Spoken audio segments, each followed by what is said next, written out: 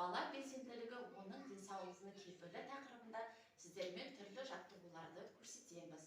Бұл үшін маған көмектесетін Айгөлек балабақшасының тәрбиеленушісі Жанғабыл Азиза.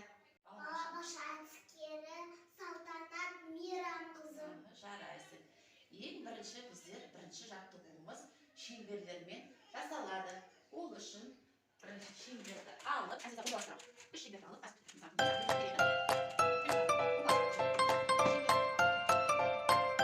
Germany.com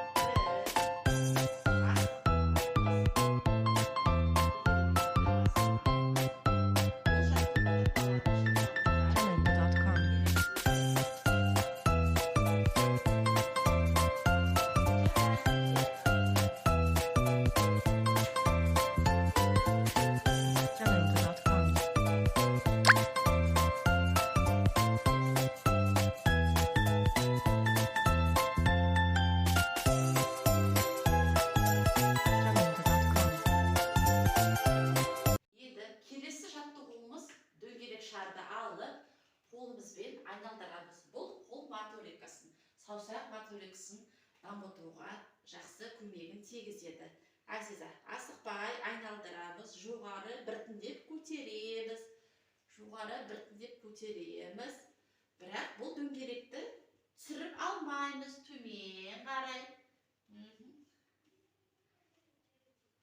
Сосын оңға бұрыламыз. Солға бұрыламыз. Алдымызға алып келеміз.